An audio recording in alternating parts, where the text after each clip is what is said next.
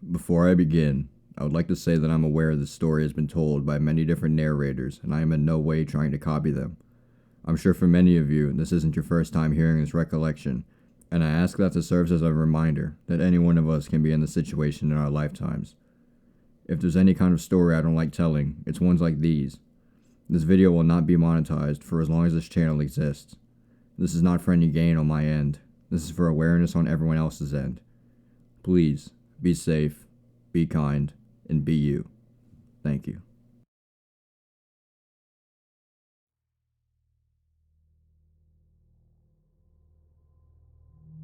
This happened to me 4 years ago.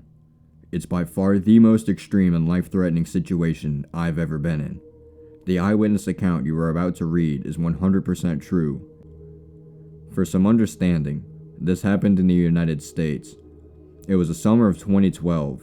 My longtime boyfriend and I had recently gotten married.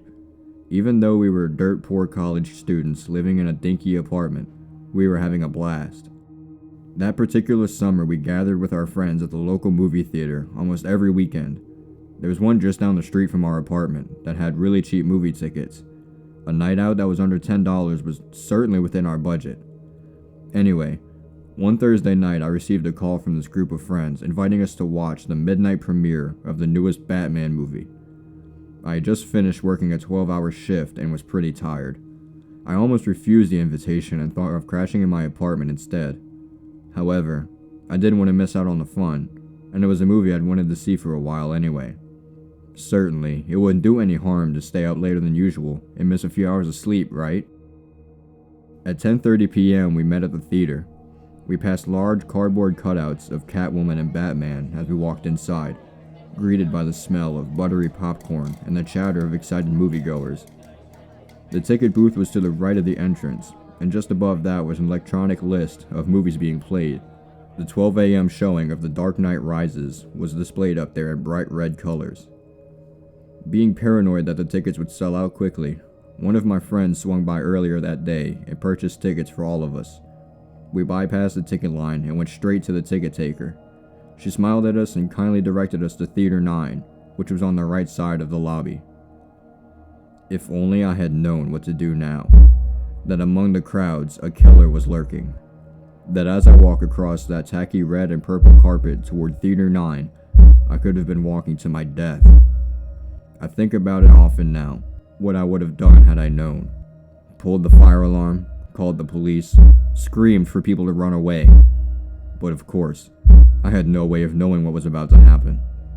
Oblivious to the peril I was putting myself in, I pushed open the doors for Theater 9 without giving it a second thought. The hallway in this theater was shaped like a U, and you could either go right or left. Theater 9 was the largest screening room in the building, perfect for accommodating the crowds that the midnight premieres brought in. The screen was motionless and gray. Not even the previews had started yet, because there was still a good hour and a half to go until the movie actually started. We entered on the right side, so all of the seats were to our left. I remember being surprised at just how packed the theater already was. Just about every seat was filled, much to our dismay. At first it seemed like we wouldn't find a spot to sit together. The way this theater was set up, there was a section of seats right in front of the screen. This area was flat and there was about 5 rows of seating in this section. A lot of seats in that section were empty, but sitting right in front of the movie screen sucked, and none of us wanted to sit there. One of my friends then spotted a row of 5 empty seats all next to each other, perfect for the amount of people we had. These seats were about 3 to 4 rows up from where the seating rows started to elevate. We ran up the stairs before someone could take the seats and filed in. My husband, Brock, sat in the 5th seat. I sat next to him. My friend Samantha sat next to me on the right side. Her boyfriend Tommy sat next to her, and another friend named Leo sat in the aisle seat. We spent the next several minutes casually chatting, joking around, and laughing. After a while, my 3 friends went to the lobby to buy drinks and that addicting movie theater popcorn. While they were gone, Brock and I passed the time by people watching. The theater was bright since the lights weren't dimmed yet, and I could see everyone clearly. There were a lot of people dressed in Batman t-shirts and hoodies. One person even had a mask and one of those shirts with an attached cape. There were a lot of kids in attendance as well, which wasn't surprising because even though it was a Thursday night, it was summer vacation, so that meant no school the next day. Of all the people I saw, the person I will never forget was the little girl sitting in our same row a few chairs away.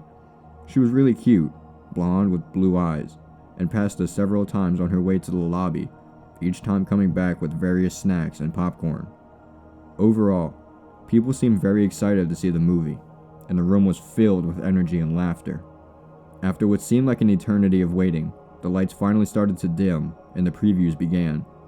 Just like every movie I'd seen before, a quick animation flashed across the screen, reminding us to get refreshments from the lobby, to silence our cell phones, and to make sure we knew where the emergency exits are.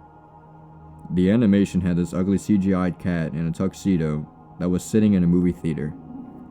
I casually glanced at this bright green emergency exit sign that was on the left and right sides of the movie screen.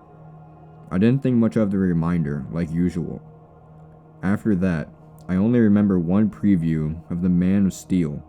The others I'm not sure what they were about. When the movie started, the theater erupted into cheering and clapping.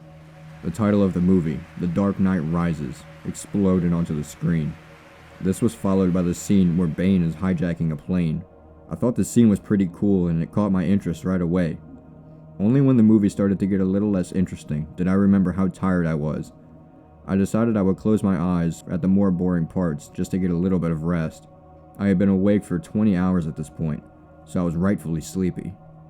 My eyes were closed for most of the duration of Batman and Catwoman's encounter. I don't really remember what was going on in that part of the movie. Perhaps some of you have seen it and know what I'm talking about. Anyway, when I opened my eyes again, Bruce Wayne was on his computer digging up information on Catwoman. This was the last scene I saw. I never got to watch the rest of the movie. All of a sudden, a loud bang erupted from the left side of the theater. I sort of screamed a little because it startled me. A strange smell started to fill the auditorium. It was like the smell of a firework, so I thought it was a cherry bomb or something similar. Had someone thrown fireworks into the crowd as a prank? Then, down near the right side of the movie screen, the dark silhouette of a person caught my attention. There was just a little black frame against a bright movie screen. A series of flashing lights was coming from this person. It was a weird moment where time literally slowed down and everything went strangely quiet. I was completely frozen, unable to move, and really unable to think at all. It was like my brain had just stopped entirely. Brock caught on immediately to what was happening and he grabbed me. He pulled me to the ground and lay on top of me, shielding me with his own body. At this point, time and sound returned to me. I could hear the gunshots ringing out across the theater. People were screaming. The movie was still playing on top of it all, creating a chaotic explosion of sound. I realized the flashing lights I had seen were bullets flying out of a gun barrel. An instant sensation of adrenaline flooded my body. There was absolutely nothing I could do except lay there and hope to God that the bullets I heard ripping through seats and walls wouldn't go through me too. At one point, shrapnel hit my head, cutting off a good chunk of my hair, and as I reached for the spot to make sure I wasn't bleeding, hot pieces of metal fell into my hand. I was lying face up, so I could see everything that was happening. The lights from a still playing movie danced across the ceiling and walls. My friends were on the floor with me. Our unfinished bucket of popcorn was spilled across the floor. Leo had his legs sticking out into the aisle because there wasn't enough room for him to hide completely behind the seats. At some point, Samantha's water bottle, which had been in the cup holder between our seats, exploded. Water splashed all over my face. The smell of gun smoke was overwhelming. Riot Gear tear gas made me cry and caused me to cough uncontrollably. There was another smell too. The horrific metallic smell of blood that I'll never forget. I remember my lower body feeling wet all of a sudden. For some reason, I thought this came from the leaking water bottle, but I soon realized this wasn't the case. All of a sudden, things went strangely quiet. The bullets had stopped for some reason. Tommy shouted, "Let's get out of here!" We all took advantage of the opportunity and made a run for it. We ran down the stairs, across the front of the screen toward a bright green exit sign. We'd crammed into a small closet-like space where the door was. It was so dark we had a hard time finding it. We were screaming and slamming on the walls to find the door, blinded by the tear gas and dumbfounded by shock. Then, finally, my hands felt the metal door handle and I pushed against it with all of my strength. The door flew open and the light of a nearby streetlight flooded our eyes. We pushed against the door so hard that we fell all over the concrete. Samantha lost her pink flip-flops just outside this doorway. As I scrambled to my feet and literally ran for my life, I realized my legs were red, absolutely soaked with blood. It was like I dipped my legs into a bathtub full of it. I checked my body all over and realized I wasn't injured at all. Where had this blood come from? I looked behind me and realized that the blood was my husband's. He had been shot in the leg. A massive, gaping hole had ripped through the lower half of Brock's right leg. His foot was barely hanging on and dangled lifelessly. Leo and a young man I didn't recognize were carrying Brock because, after falling outside the door, he lost all his strength and couldn't walk. I was completely shocked. I had no idea he had been injured, especially since he was right behind me the whole time and managed to escape the theater all by himself. How he did it on one foot, I'll never know. At this point I screamed. My scream was so loud that it alerted nearby construction workers. At the back of the theater there was a narrow parking lot, followed by a grassy lawn and then the street beyond that. The construction workers were doing road repair on this street, but as soon as they heard my scream and saw us running, they stopped working and watched what was going on. I'm not sure why this is such a vivid part of my memory. Anyway, they carried Brock along the back sidewalk all the way to the end, where the corner of the building is. This was quite a distance, several dozen feet. My husband then collapsed from exhaustion and pain, saying he couldn't move anymore. He laid down and a puddle of blood started to form beneath him. I looked back and realized we had left a trail of blood leading from the door all the way to our current position. I was trembling. I knelt beside Brock and glanced around to see who was injured. Tommy had been shot in the knee and the hip and was further away in the parking lot. The teenager who helped my husband was also injured. His dad and mom were with him. His mom was sitting against the wall and looked like she was going to pass out. She was bleeding from several places. That family escaped at the same time we did. I guess they heard the bullet stop and decided to make a run for it too. We were all lucky because the shooting was still going on inside. I had to take my shirt off and use it to stop the bleeding. I'll never forget how lifeless and limp his leg felt, and I imagine that's what a dead body must feel like. I got blood all over my hands and arms. The police showed up really fast. I'd say we were only outside for a minute or two before the red and blue sirens filled the night and rushed to our location. We were literally a block away from the police station. A female officer stood by us the whole time until paramedics arrived, which took a very long time. Brock was one of the last ones to be taken away to a hospital. He was bleeding out for almost 20 minutes before an ambulance pulled up on the same street with the road work. At this point, he had become almost unresponsive and was on the verge of unconsciousness. Several massive guys rushed into the grass with a stretcher, loaded him onto it, and then ran with him back to the waiting ambulance. I wasn't able to go with him because there was another injured person in the ambulance and it was too crowded. I walked around the front of the theater alone, unsure of where my friends had went. My blood-stained shirt and pool of blood were left behind on the corner of that sidewalk. Walking through the crowds felt like a dream. I couldn't believe what just happened. People were in hysterics and crying. A lot of people such as me were covered in blood, and, like me, I'm pretty sure the blood staining their skin wasn't their own. A lot of people seemed to notice how lonely and dazed I looked, so they kept me company and even offered me a ride to different hospitals to find Brock, because I hadn't been told which hospital he was being taken to. I hung around these people for a while as police swarmed the area and asked us what we saw inside the movie theater. The whole parking lot was on lockdown, and we weren't going to be allowed to leave anytime soon. It was around 2 a.m., so it was very dark outside still, and I was pretty cold, only wearing an undershirt and shorts. The flashing red and blue lights of what seemed like 100 police cars were blinding. I remember seeing a big police vehicle pulled up that said something like Crime Scene Investigation Unit on it. I think that's when it really sank in and hit me. I started to get sick to my stomach and wanted to vomit, but somehow I was able to hold it back. Eventually, police started letting people leave. I jumped into my truck and booked it out of there. I was in such a panic that I didn't even try to go back to my apartment, grab my cell phone, which I had forgotten, and call my parents or someone else to help me. I was angry, upset, scared, and most of all, still in a state of shock. Was I really going to lose Brock only a month shy of our first wedding anniversary because of some psychopath with a gun?